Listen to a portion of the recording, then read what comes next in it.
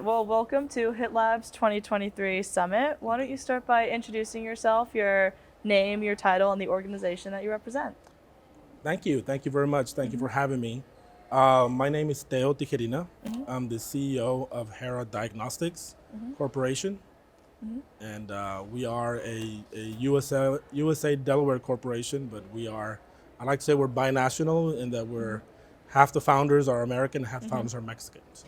That's great. Well, Teo, welcome, and thank you for chatting with me today. Is this your first HITLAB Summit, or have you been to them in the past? This is my first summit. All Yes. right. What do you think of it so far? What are you looking to get out of it? And who are you excited to meet and see speak? I decided to come to the summit because I really like the agenda of speakers.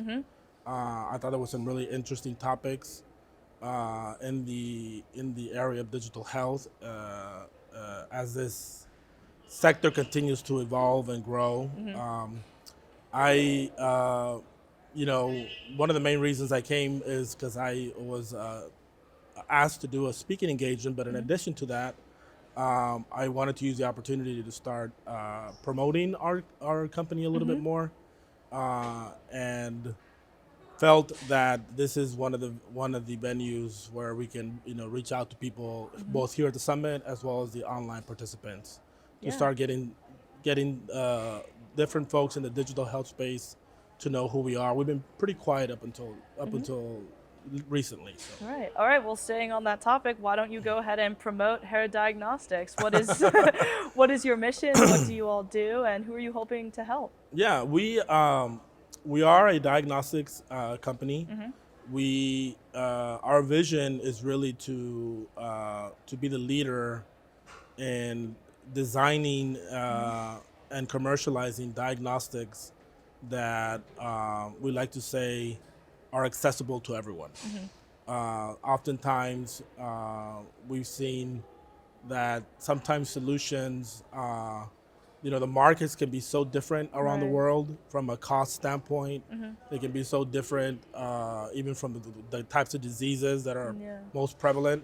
But one of the big problems that we have seen, for example, working in Mexico, is that some of these solutions are just prohibitively expensive, Yeah. right? So we aim to start. Our mission is to really use state of the art technology and design thinking to try to bring in.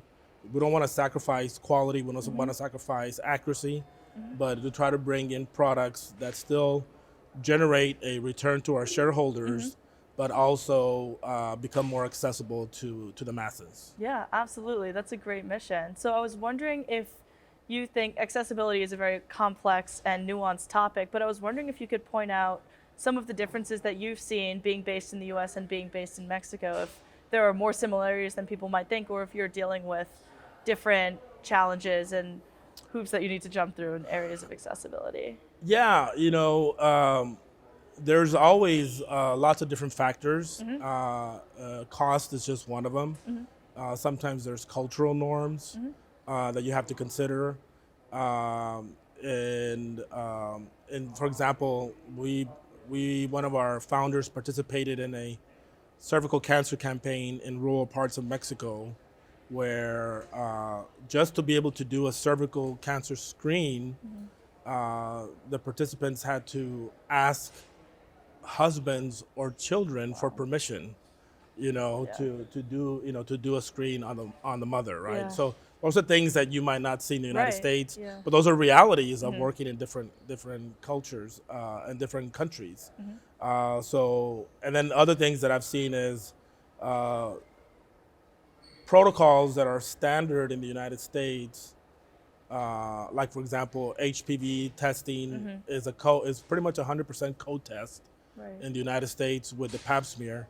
HPV is a great exam because it's an indicator of risk, and it lets you know if the patient is a high-risk patient.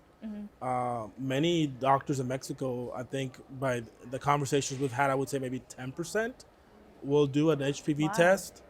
And when I ask them, is they basically just tell me that it's too expensive for the patients. The patients they can ask them to do it, but they won't do it because they can't afford it. So they say, well, look, I mean, it'd be nice to know that they have HPV, but it's just so expensive that we just don't even, we just go Yeah. straight to the pap smear. Yeah. So those are interesting conversations that we've had with doctors. Again, 10% is just a gut estimate from conversations we've had. It would be interesting to do a study on some of these, but those are some of the things that I've seen that are differences as well. Yeah, absolutely. So, in your dream world in the next 10 years, how do you see Hera Diagnostics improving this overall? What are some major goals that you have and some tangible action steps that you're taking to get there? Yes, well, we're starting with our first product in the area of cervical cancer, where we're really aiming to replace the pap smear and with a digital screen that will be point of care, it'll be more accessible, it'll be more accurate, especially in middle to low income countries. We're also looking to do stuff in skin cancer because our current hardware, we can already start training it and creating an algorithm for maybe certain types of skin cancer. We've got other ideas. We'd like to look at the idea of an affordable HPV test. Of course. So we want to continue to innovate with our vision and mission in mind. And the areas that I think we're going to stay focused on, we're probably going to be oncology and maybe some viral diagnostics, and potentially some hormone areas. Yeah. Anything where patients need real-time information at home or at the clinic that can empower the patient and keep them healthier is things that we're looking at. Yeah, absolutely. I know that you're invited as a guest speaker at the summit. I was wondering if you could give a brief synopsis of what your speech is about and what you want the audience to take away from it. Yes, thank you. Well, I mean, the talk that is really around who we are, which I've spoken a little bit about, our mission and our vision, our plans to impact and save lives in the healthcare space. One of the things that I'd like to for the audience to walk away with is this idea that lots of innovation tends to happen. I would probably say 95% of it in the United States and Europe, and naturally the innovators tend to think about their local markets and not about the global. So I would like for us and many other companies to